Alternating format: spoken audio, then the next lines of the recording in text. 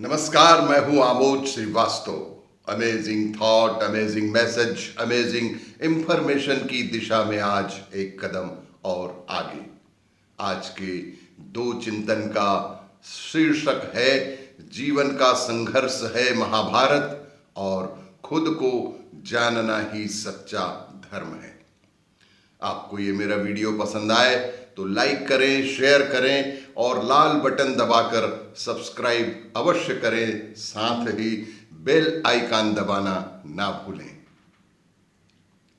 महाभारत की कथा में एक बड़ा संदेश है।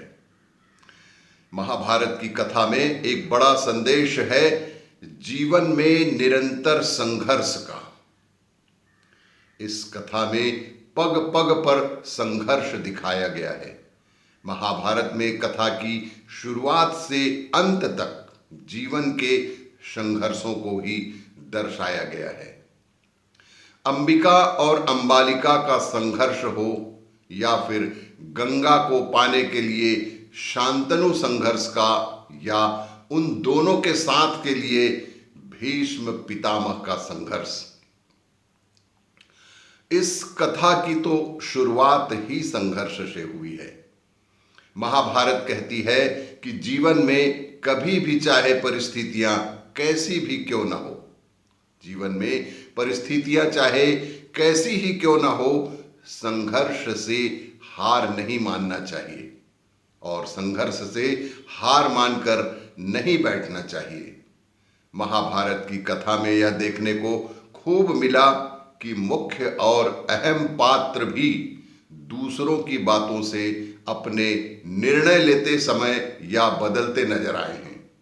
बड़े बुजुर्ग भी छोटे पात्रों के कारण अपने निर्णय लेते या बदलते नजर आए हैं।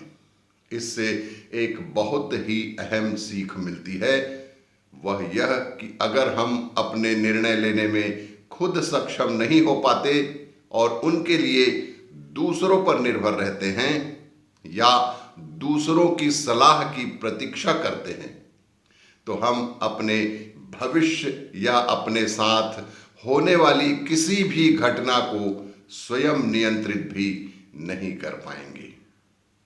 सीधी सी बात है कि अपने निर्णय अपने विवेक और संयम से लेना ही आपके लिए हितकारी है।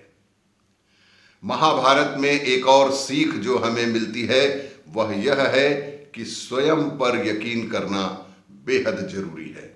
स्वयं पर यकीन करना बहुत जरूरी है। अगर हम खुद पर, अपनी क्षमताओं पर, अपने निर्णयों और योग्यताओं पर यकीन नहीं करेंगे तो जीवन में सफल नहीं हो पाएंगे।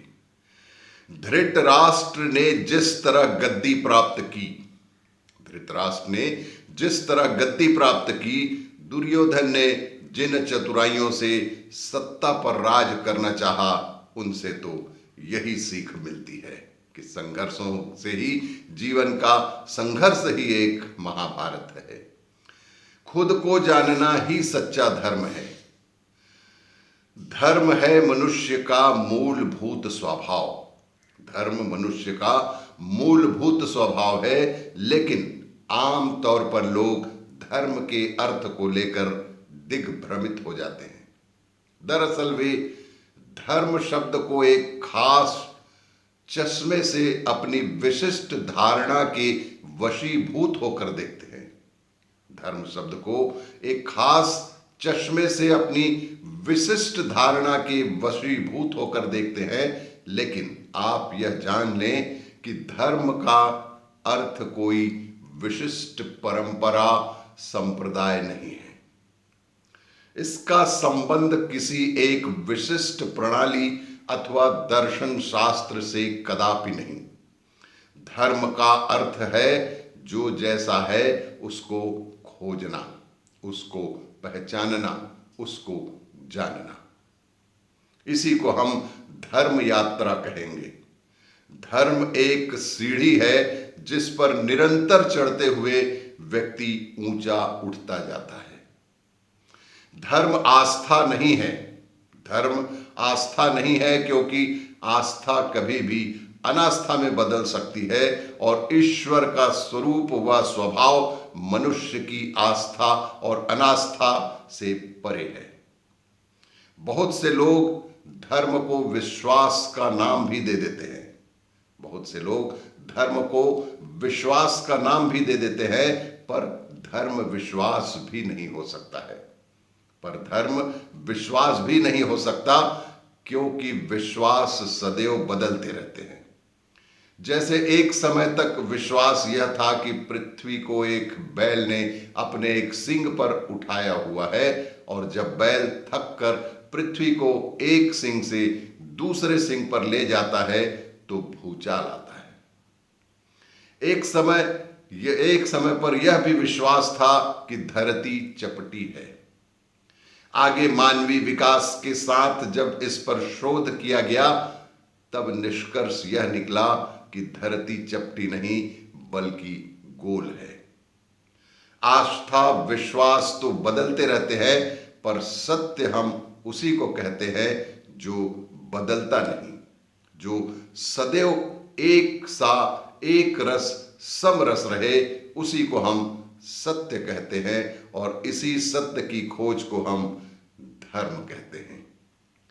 और भी इसी तरह की जानकारियों के लिए देखते रहिए मेरा वीडियो। लाइक करें, शेयर करें और सब्सक्राइब अवश्य करें। धन्यवाद।